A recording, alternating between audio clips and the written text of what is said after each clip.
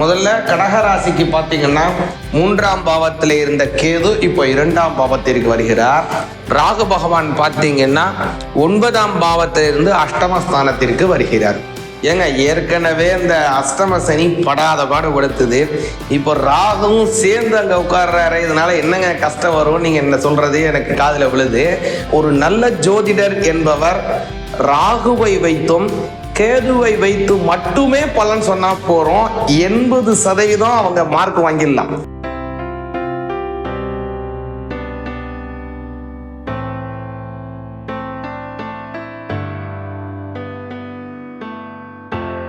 ராகு கேதுவினுடைய பெயர்ச்சி வருகின்ற 2025 ஏப்ரல் 26ஆம் தேதி சனிக்கிழமை நடைபெறவிருக்கின்றது. அந்த வகையில் ராகு பார்த்தீங்க அப்படின்னா மீன ராசியிலிருந்து கும்ப ராசிக்கு வராரு. கேது பகவான் கன்னி ராசியிலிருந்து சிம்ம ராசிக்கு மாறுறாருங்க. ராகு கேதுவை மட்டுமே வைத்து நீங்க பலன் சொன்னீங்கன்னா போருங்க, ஜாதகம் பார்க்குறவங்க 80% மார்க் வாங்கிடுவாங்க. ஏன்னா ஒரு ராகு கேதுவுக்கு தனி வீடு கிடையாது. அவங்களுக்குன்னு இருக்கக்கூடிய தனித்துவமான குணாதிசயம், அதை வச்சு ஒரு பலன். அவங்க எந்த வீட்டில் இருக்காங்களோ அந்த வீட்டின் அதிபதியினுடைய பலனையும் தருவாங்க, அதை வச்சு ஒரு பலன். அதே மாதிரி அவங்க கூட யார் யாரெல்லாம் இருக்காங்களோ அதை வச்சு அவங்களுடைய ஒரு பலன். அவங்களுடைய திருஷ்டி ஏற்படுவதனால் ஏற்படக்கூடிய பார்வை பலன். இன்னொரு 5வது தான் முக்கியமான பலன். அவங்க நட்சத்திரத்துல எந்தெந்த கிரகங்கள்லாம் போகுதோ அதை வைத்தும் அவர்களுடைய பலன்கள் மாற்றுவாங்க. அப்படின்னு ராகு கேதுக்கு மட்டும் பார்த்தீங்கன்னா 5 விதமான குணாதிசயங்கள் இருக்கும்.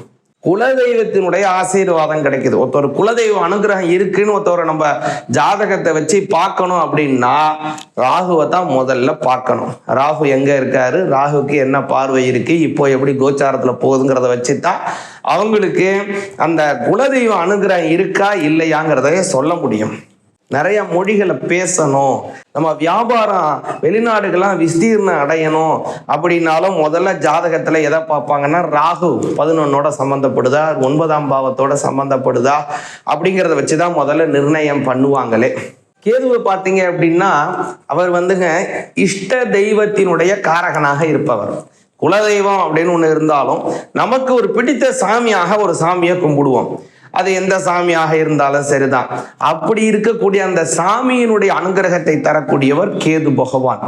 எப்பேற்பட்ட வியாதியாக இருந்தாலும் அதை தீர்க்கக்கூடிய ஆற்றல் படைத்தவர் கேது பகவான்.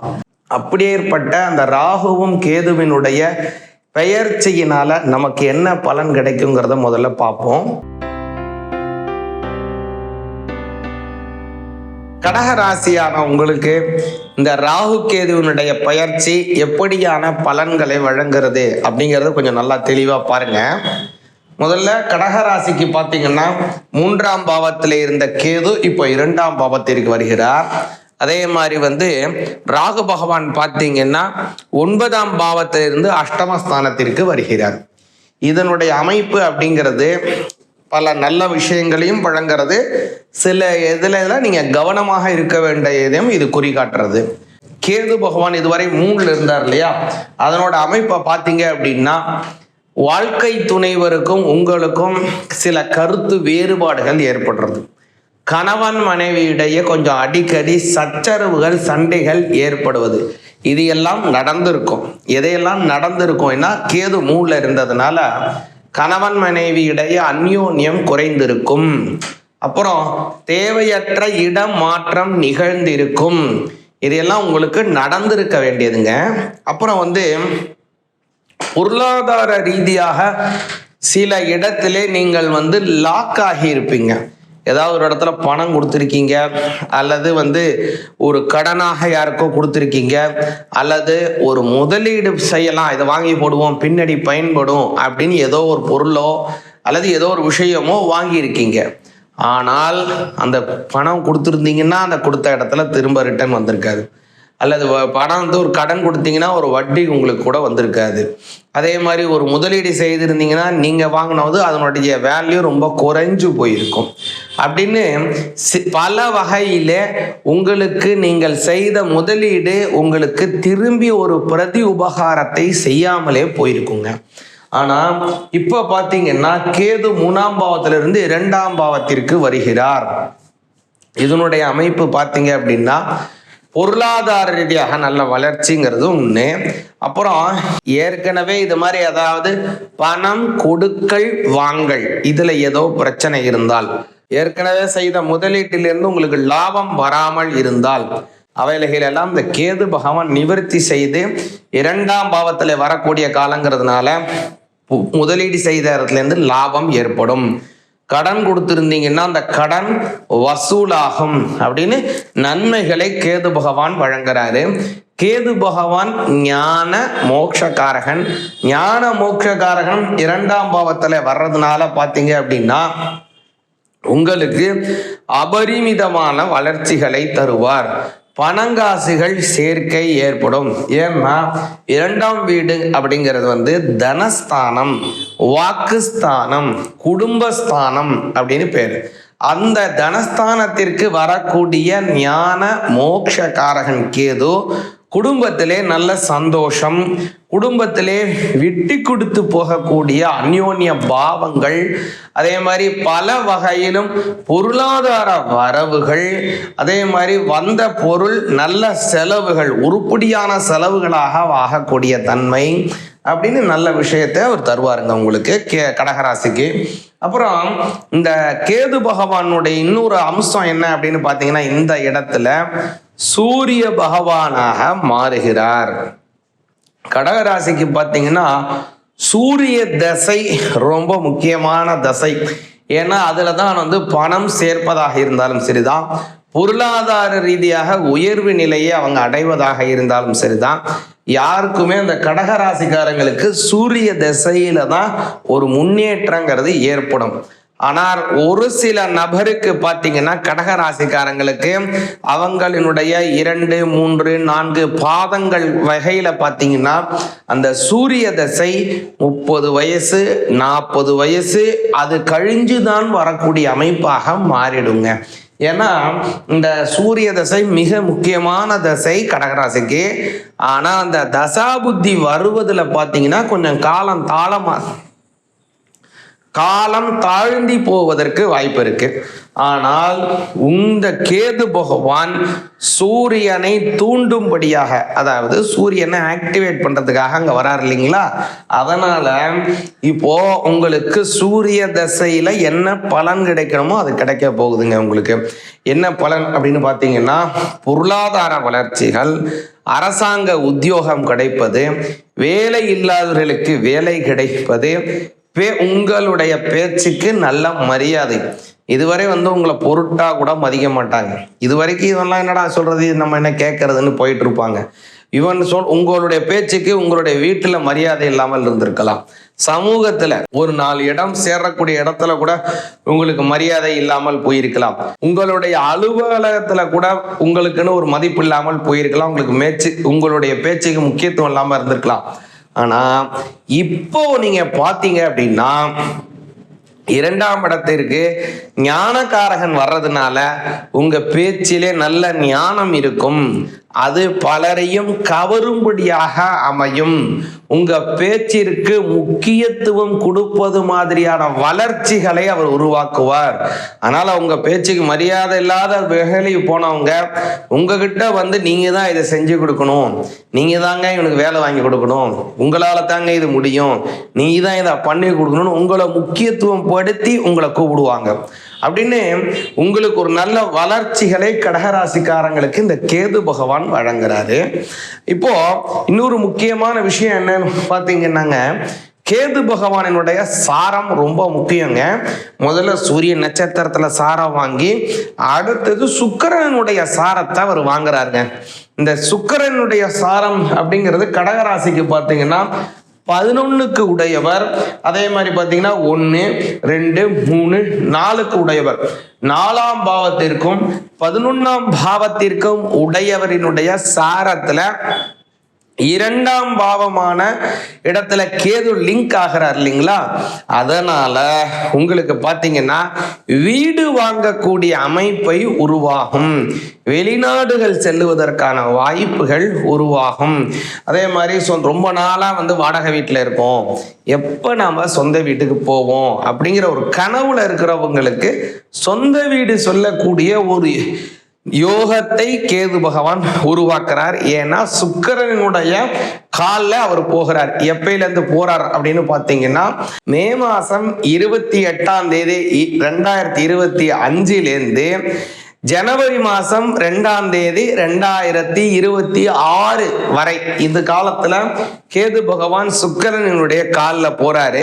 அந்த சமயத்துல பாத்தீங்க அப்படின்னா வீடு இல்லாதவங்க, சொந்த வீடு இல்லாதவங்க சொந்த வீடு வாங்குவதற்கான யோகம் கடகராசி ஆகிய உங்களுக்கு ஏற்படுதுங்க. அப்புறம் நீங்க முக்கியமாக இந்த இடத்துல கவனிக்க வேண்டியது என்னன்னா ராகுவினுடைய சாரம் தான் கடகராசிக்காரங்களுக்கு. ஏன்னா அஷ்டமத்துல ராகு போறாரு. ராகு உங்களுக்கு ஒரு சில கவனங்களை ஏற்படுத்த வேணுங்கிறத சொல்றாருங்க. ஏன் அப்படின்னா அஷ்டமஸ்தானங்கிறது பொதுவாகவே கவனத்துடன் இருக்க வேண்டிய ஸ்தானம். அதற்கு ஆயுள் ஸ்தானம் அப்படின்னு பேரு. ஏற்கனவே அந்த இடத்துல பாத்தீங்க அப்படின்னா சனி பகவானும் இருந்து கொண்டிருக்கிறார். சனி பகவான் அப்படிங்கிறவர் பாத்தீங்கன்னா வாக்கிய முறைப்படி 2026 தான் மாறுறாரு. திருக்கணித முறைப்படி தான் அவர் மாறிட்டார். ஆனா இப்போதைக்கு சனி பகவான் கும்ப ராசியில தான் வாக்கிய முறைப்படி இருக்கிறார். அப்போ சனி பகவானுடன் சேர்ந்து இருக்கிறார். அதனால நீங்க கவலைப்பட வேண்டிய அவசியம் கிடையாது கடகராசிக்காரங்க. ஏங்க ஏற்கனவே இந்த அஷ்டம சனி படாத பாடுபடுத்துது, இப்போ ராகுவும் சேர்ந்து அங்க உட்கார்றாரு. இதனால என்னங்க கஷ்டம் வரும் நீங்க என்ன சொல்றது எனக்கு காதுல விழுது. ஒன்றும் பயப்படாதீங்க. முதல்ல இது நல்லா கவனிச்சிங்க அப்படின்னாங்க, ராகு பகவான் அப்படிங்கிறவரு முதல்ல இங்க வாங்கக்கூடிய கால் யாருன்னா குரு பகவானினுடைய காலை வாங்குகிறார். இந்த இடத்துல அவர் குருவினுடைய தன்மையை மாறுவதனால குரு பகவான் கடகராசிக்கு பார்த்தீங்கன்னா 9ஆம் பாவத்திற்கும் 6ஆம் பாவத்திற்கும் உடையவர். அதனால பார்த்தீங்க அப்படின்னா உங்களுக்கு 9ஆம் பாவம் ஆக்டிவேட் ஆகுதுங்க. இந்த இடத்துல இந்த ஆகிறதுனால என்ன நன்மைகள் கடகராசிக்கு அப்படின்னு பார்த்தீங்கன்னா பூர்வீக சொத்துக்கள் வந்து சேருவதாக இருந்தாலும் சரிதான். அதே மாதிரி படிப்பு சம்பந்தமாக சில கடகராசிக்காரங்க படிப்புக்காக வெளிநாடு செல்வதற்கான யோகத்தையும் இது வழங்கும். இதுல நீங்க கவனமாக இருக்க வேண்டியது என்ன அப்படின்னா உங்களுடைய சொந்த பந்தங்களிடம் ரொம்ப கவனமாக இருக்கணும். ஏன் என்று பார்த்தீங்க அப்படின்னா பொதுவாகவே ராகுவாகட்டும் கேதுவாகட்டும் எப்போதுமே ஒரு சம சப்தமத்துல தான் தங்களை பகிர்ந்துப்பாங்க. ராகு இங்க இருக்காருன்னா கேது இங்கே வந்துருவார். கரெக்டா 180 டிகிரி 180 பாகை தமிழ்ல கரெக்டா அந்த ராகுக்கும் கேதுக்கும் ஒரு கோடு போட்டோம் அப்படின்னாங்க ஜாதக கட்டத்தையே சரியா 2 பாதியாக பிரிச்சிரும். அது அப்படி பார்க்கும்போது இப்ப ராகு இந்த இடத்துல இருக்கார் அப்படின்னா கேது இங்க இருப்பார். இப்போ ஒரு இடத்துல அது பகையா இருந்ததுன்னா இன்னொரு இடத்துல அது நட்பா மாறிடும். ஒரு இடத்துல நீச்சமா இருந்ததுன்னா இன்னொரு இடத்துல உச்சமாக மாறிடும். அதே மாதிரி ஒரு இடத்துல பகை இன்னொரு இடத்துல நட்பு அப்படின்னு வந்துடும். இல்லது நட்பு நட்பு நட்பு நட்பு அப்படின்னு தான் வந்துட்டு இருக்குமே தவிர எந்த இடத்திலுமே ராகு பகையில இருந்தா கேதுவும் பகையில இருக்கவே மாட்டார். ஆனால் இப்போ இருக்கார் பாருங்க, இப்போ உள்ள கிரக நிலையாக கும்பத்தில் ராகு, அதே மாதிரி உங்களுடைய 2ஆம் பாவமான சிம்மத்தில் கேது, இது ரெண்டுமே பகை வீடு. அதனால கடக ராசிக்காரங்க எந்த செயல் செய்வதற்கு முன்னாடியும் கொஞ்சம் கவனத்துடனும் எச்சரிக்கையுடனும் இருப்பது மிக மிக அவசியம். இது மாதிரி சமயத்துல இது மாதிரி இருக்கக்கூடிய கஷ்டத்திலிருந்து எப்படி நிவர்த்தி செய்யலாம், என்ன செய்யலாம் அப்படின்னு நீங்க பாத்தீங்க அப்படின்னா பெண் தெய்வ வழிபாடு செய்ய வேண்டும். பெண் தெய்வம் அப்படின்னா உங்க குலதெய்வம் பெண் தெய்வமாக இருந்தால் அந்த தெய்வத்தை வழிபாடு பண்ணுங்க. அந்த சாமிக்கு நேரடியா போய் ஒரு பொங்கல் வச்சு நல்ல வழிபாடு செஞ்சு படையல் வச்சு அந்த இறைவனை நல்லா விழுந்து வணங்கி கும்பிட்டு வாருங்க. ஒரு நல்லது நடக்கும் உங்களுக்கு. அப்புறம் இன்னொன்று என்ன, சில பேர் சொல்லுவாங்க, எனக்கு ஆண் குலதெய்வங்க, நான் என்னங்க செய்யணும் அப்படின்னு கேட்டீங்க அப்படின்னா, வெள்ளிக்கிழமையில உங்களுடைய வீட்டிற்கு வரக்கூடிய சுமங்கலிகளுக்கு ஏதாவது உங்களால் முடிந்த வஸ்திர தானம் செய்யலாம். ரவிக்கை துணி வச்சு கொடுக்கலாம், அல்லது புடவையை வச்சு கொடுக்கலாம்.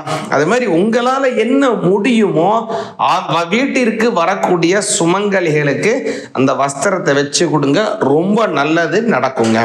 இப்போ இந்த சமயத்துல நீங்க முக்கியமாக கவனிக்க வேண்டிய விஷயம் என்னன்னு பாத்தீங்கன்னா, ராகு பகவான் குருவினுடைய சாரம் வாங்கியிருக்காரு. அடுத்தது அவருடைய சுயசாரம் வாங்குகிறார். அது எப்ப அப்படின்னு பாத்தீங்கன்னா, நவம்பர் மாதம் 1ஆம் தேதி 2025 2026 மே மாதம் 3ஆம் தேதி வரை அவர் சுயசாரத்தில் வாங்குறாருங்க. அதாவது ஒரு வேலையால் செய்கிறார். முதலாளிக்காக ஒரு வேலையால் ஒரு வேலையை செய்வது எப்படி, அந்த முதலாளியே தனக்கான வேலையை செய்வது எப்படி, அப்படியான கேட்டகிரியில இப்போ ராகு பகவானுக்கான வேலையை சுயசாரத்தில் நின்று செய்ய போகிறார். அப்போ உங்களுக்கு அஷ்டமஸ்தானம் பயங்கரமா ஆக்டிவேட் ஆகும். பயப்படாதீங்க, இது ஆயுள் ஸ்தானம் தான். உங்களுக்கு நன்மைகளை தான் தருவார். நீங்கள் கவனமாக இருக்க வேண்டியது என்ன செய்தலாம் பார்த்தீங்கன்னா, வாகனங்களை செலுத்தும் போது ஒரு கார் ஓட்டுறீங்க, பைக் ஓட்டுறீங்கன்னா கொஞ்சம் கவனமாக ஓட்ட வேண்டும். அப்புறம் முக்கியமாக சொல்லணும் அப்படின்னு பார்த்தீங்கன்னா, கடகராசிக்காரங்களுக்கு பேச்சு, ஏன்னா கேது 2ஆம் இடம் பேச்சு ஸ்தானங்கிறதுனால ஒருத்தர்கிட்ட நீங்க பேசுறீங்க அல்லது ஏதோ ஒரு செயலை கம்யூனிகேட் பண்றீங்க, ஒரு விஷயத்தை உங்களை பத்தி எடுத்து உரைக்கிறீங்க, அந்த மாதிரி சமயத்துலலாம் கவனத்துடன் அதை செய்யுங்க. அதனால பேச்சில கவனம் தேவை. உங்களை பத்தியான ஒரு கம்யூனிகேஷன் செய்வதிலையும் மிகுந்த எச்சரிக்கையுடன் இருப்பது அவசியம். அதே மாதிரி முன்ன சொன்ன பாருங்க, அதே மாதிரி பெண் தெய்வ வழிபாடு வெள்ளிக்கிழமையிலே செய்ய வேண்டும். அம்மனுக்கு சுவாசினி அர்ச்சன பிரீதாயை நமஹா அப்படின்னு ஒரு பேரு. அதனால உங்க இல்லத்துக்கு வரக்கூடிய சுமங்கலிகளுக்கு வெள்ளிக்கிழமையிலே வஸ்திர தானம் செய்து வாருங்கள். நல்ல பலன் இந்த ராகு கேது பயிற்சினாலே கடக ராசிக்காரங்களுக்கு கிடைக்கும். சிவாய நமஹா. இப்ப பாருங்க, ராகுவும் கேதுவும் அவங்களுடைய அந்த இடத்துல இருக்கிறத வச்சு ஒரு பலனை நம்ம பார்க்கிறோம். இந்த பலன் அப்படிங்கிறது உங்களுடைய சுய ஜாதகத்துல ராகுவும் கேதுவும் எந்த இடத்துல இருக்காங்களோ, ஏன்னா முன்னாடியே சொன்ன பாருங்க, ஒரு நல்ல ஜோதிடர் என்பவர் ராகுவை வைத்தும் கேதுவை வைத்து மட்டுமே பலன் சொன்னா போறோம், 80% அவங்க மார்க் வாங்கிடலாம். ஏன்னா முன்னாடியே சொன்ன மாதிரி 5 விதமான தன்மை மாற்றங்கள் அவங்களுக்கு இருக்கு. அப்போ உங்களுடைய சுய ஜாதகத்துல ராகுவும் கேதுவும் இந்த கோச்சாரத்தை எவ்வளவு தூரம் அவங்க கிரகிச்சு உங்களுக்கு பலனை வழங்க போறாங்கிறது நல்லா புரிஞ்சுங்க. அதனால உங்களுடைய தனித்துவமான ஜாதகத்தை நல்ல ஜோதிடரிடம் ஒரு ஆலோசனை வாங்கிக்கங்க.